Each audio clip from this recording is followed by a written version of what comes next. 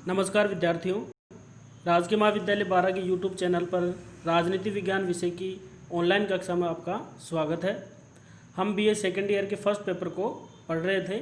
इस पेपर का नाम है प्रमुख राजनीतिक व्यवस्थाएं, सेलेक्टेड पॉलिटिकल सिस्टम। इसमें हम अभी तक ब्रिटेन के संविधान को पढ़ रहे थे और पिछले 2 वीडियो के अंदर हमने ब्रिटिश संसद में हाउस ऑफ लॉर्ड्स और हाउस ऑफ कॉमन्स के बारे में अध्ययन किया था। आज की वीडियो में हम ब्रिटिश संविधान में संसद के द्वारा जो विधि निर्माण की प्रक्रिया है उसके बारे में अध्ययन करेंगे। तो आज का हमारा विषय है वो है विधि निर्माण की प्रक्रिया, प्रोसेस ऑफ लॉ मेकिंग। तो विधि निर्माण की प्रक्रिया को समझने से पहले हमें विधेयकों को समझना पड़ेगा, यानी विधेयक या बिल कितने प्रकार के होते हैं। तो सामान्यतः विधेयकों का विभाजन 2 प्रकार से किया जाता है, एक सार्वजनिक विधेयक यानी पब्लिक बिल और एक निजी विधेयक प्राइवेट बिल। तो सार्वजनिक विधेयक की हम बात करें तो सार्वजनिक विधेयक का संबंध सर्वसाधारण से होता है, यानी सामान्य जनता से इसका संबंध होता है। ब्रिटेन में सार्वजनिक विधेयक उसी को कहा जाता है जो कि साधारण जनता के हितों को प्रभावित करता हो, यानी ऐसा विधेयक जिससे साधारण जनता के हित प्रभावित होते हो और समस्त जनता से वो संबंधित हो। इस तरह के विधेयक को हम क्या कहेंगे? सार्वजनिक विधेयक यानी पब्लिक बिल कहेंगे।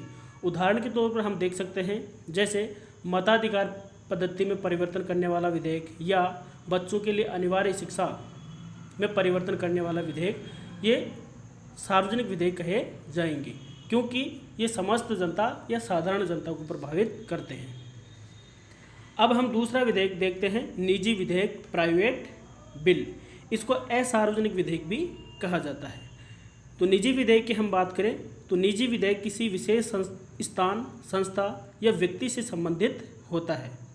यदि कोई विधेयक किसी को ज़मीन खरीदने या व्यापार करने का अधिकार देता है या यूँ कहें कि नगरपालिका के अधिकारों को बढ़ाता है तो उसे हम समुदाय विशेष या स्थान विशेष से संबंधित होने के कारण निजी विधेयक या असार्वजनिक विधेयक हम उसे कहेंगे। अब हम आगे देखें तो सार्वजनिक विधेयकों के 2 प्रकार होते हैं, यानी विधेयकों में 2 देखे थे हमने। पहला सार्वजनिक विधेयक पब्लिक बिल और दूसरा निजी विधेयक यानी प्राइवेट बिल।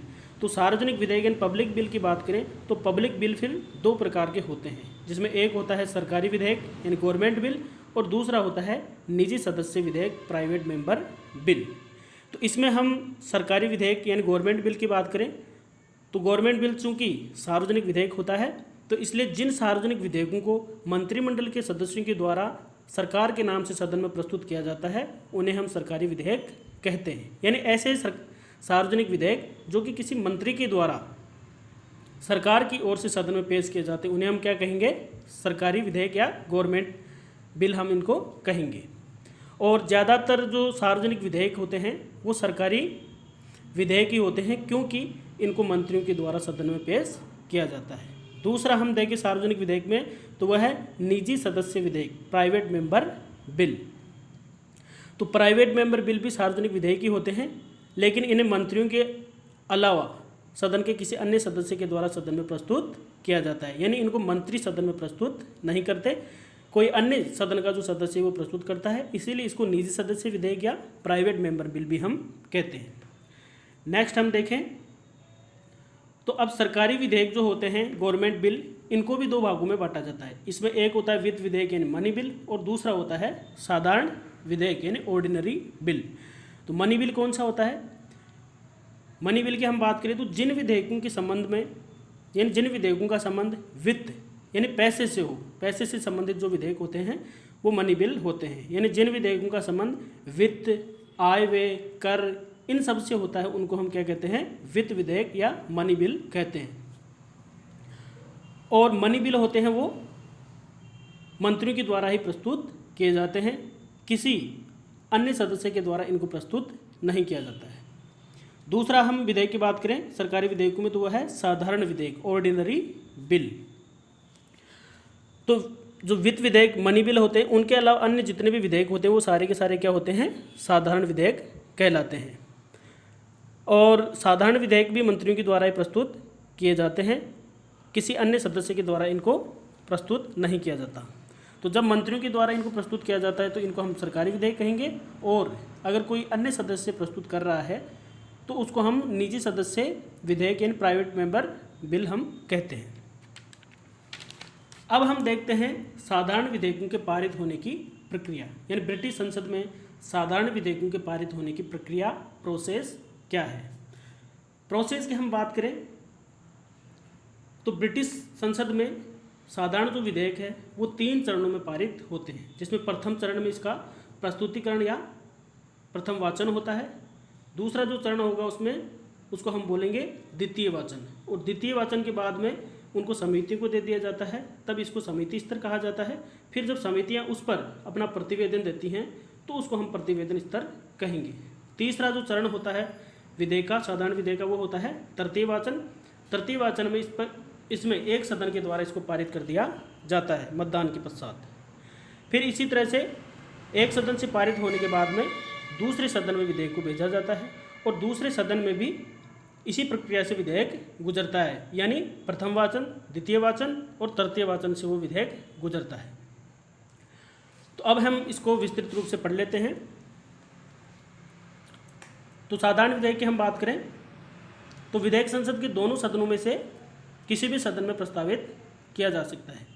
यद्यपि जो वित्त विधेयक होता है वो लोक सदन में ही प्रस्तुत किया जाता है, यानी वित्त विधेयक हमेशा हाउस ऑफ कॉमन्स में पहले प्रस्तुत किया जाता है। और जो साधारण विधेयक होता है वो निम्नलिखित 3 चरणों से, जो आप देख पा रहे हो स्क्रीन पे, इससे होकर के गुजरता है।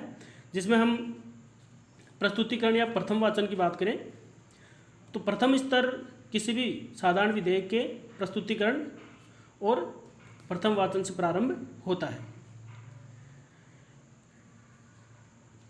तो सिद्धांततः किसी भी संसद सदस्य द्वारा इसको प्रस्तुत किया जा सकता है, लेकिन व्यवहार में हम देखें तो जितने भी महत्वपूर्ण सार्वजनिक विधेयक होते हैं वो सरकार की ओर से किसी मंत्री के द्वारा ही प्रस्तुत किए जाते हैं।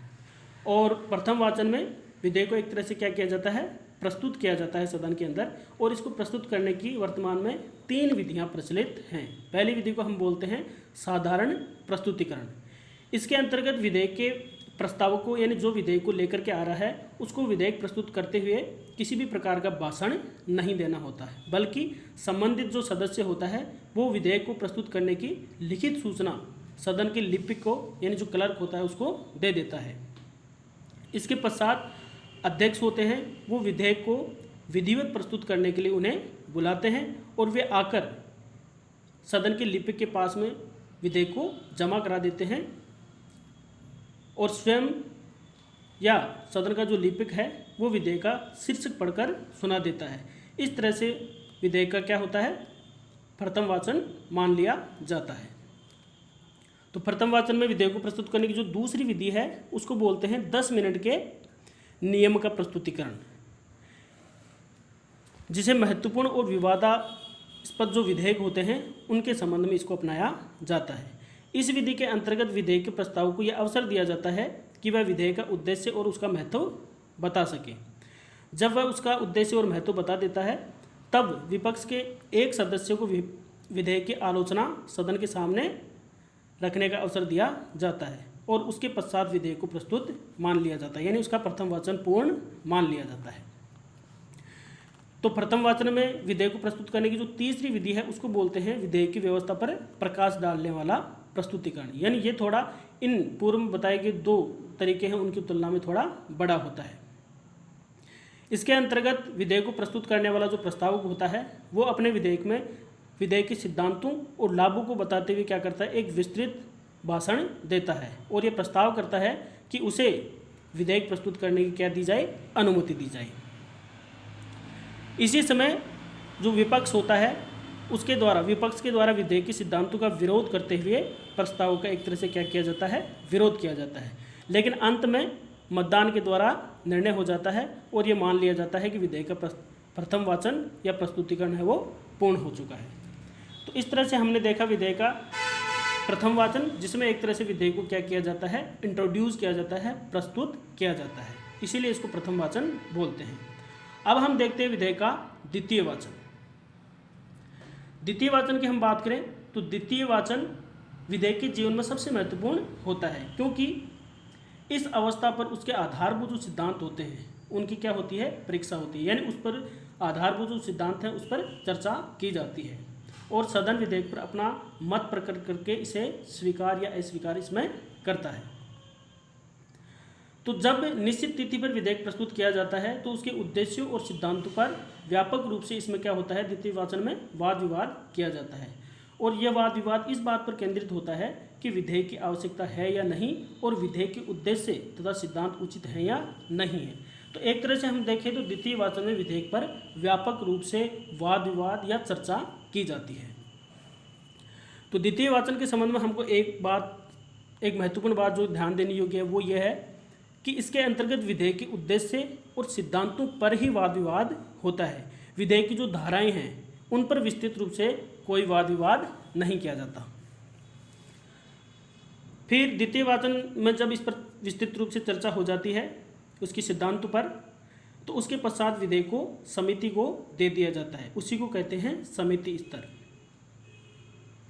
यानी द्वितीय वाचन में विधेयक के सिद्धांत सदन द्वारा स्वीकार हो जाने पर विधेयक को क्या दे दिया जाता है, समिति के पास में दे दिया जाता है, यानी विशेषज्ञ जो समिति होती है उसके पास में इसको भेज दिया जाता है।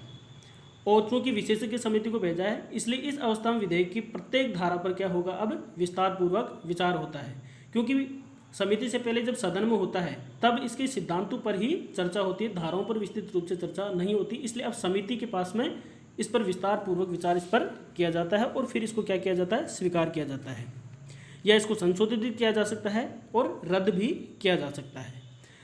फिर विधेयक के आधारभूत सिद्धांत जब सदन द्वारा पहले ही स्वीकार किए जा चुके होते हैं तो ये समिति अवस्था में अब विधेयक की प्रारूप संबंधी त्रुटियों को दूर करने का कार्य एक तरह से किया जाता है। तो इस तरह से समिति स्तर पर विधेयक पर पूर्ण रूप से और अनौपचारिक ढंग से वाद विवाद एक तरह से किया जाता है। फिर नेक्स्ट जो स्तर आता है वो होता है प्रतिवेदन स्तर, यानी जब समिति इस पर व्यापक रूप से चर्चा कर चुकी होती है तो समिति इस पर अपना एक प्रतिवेदन देती है और प्रतिवेदन के साथ में सदन को वापस लौटाती है, इसलिए इसको प्रतिवेदन स्तर बोलते हैं।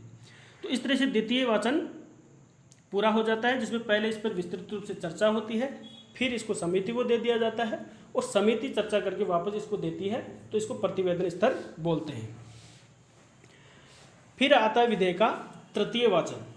तृतीय वाचन की हम बात करें तो तृतीय वाचन में अध्यक्ष ये प्रस्ताव रखता है कि विधेयक तीसरी बार पुनः पढ़ा जाए और तृतीय वाचन में भी विधेयक के सिद्धांतों पर ही विचार होता है, यानी उस पर डिटेल रूप से विचार नहीं होता। और इस वाचन में विधेयक में नियमित संशोधन नहीं किए जाते और न ही कोई इसमें आधारभूत परिवर्तन किया जाता है। फिर तृतीय वाचन में विधेयक पर हस्ताक्षर करके तृतीय वाचन पूरा हो जाता है और विधेयक दूसरे सदन को लौटा दिया जाता है। दूसरे सदन की बात करें हम कि दूसरे सदन में किस प्रक्रिया को अपनाया जाता है, तो दूसरे सदन में भी विधेयक इन्हीं चरणों से गुजरता है। यानी कौन कौन से चरणों से, यानी पहले उसका प्रस्तुतिकरण या प्रथम वाचन होगा, फिर उसका द्वितीय वाचन होगा जिसमें विधेयक पर व्यापक रूप से चर्चा की जाएगी, वाद विवाद किया जाएगा, फिर वो समिति को दे दिया जाएगा, फिर समिति उस पर अपना प्रतिवेदन देगी और फिर उसका तृतीय वाचन होगा। यानी तृतीय वाचन के अंदर विधेयक पर सदन के द्वारा हस्ताक्षर कर दिए जाएंगे। तो जब विधेयक दोनों सदनों से स्वीकार हो जाता है तो वो सम्राट के पास स्वीकृति के लिए भेजा जाता है और जब सम्राट उस पर अपने हस्ताक्षर कर देते हैं तो विधेयक क्या होता है, कानून का रूप ग्रहण कर लेता है।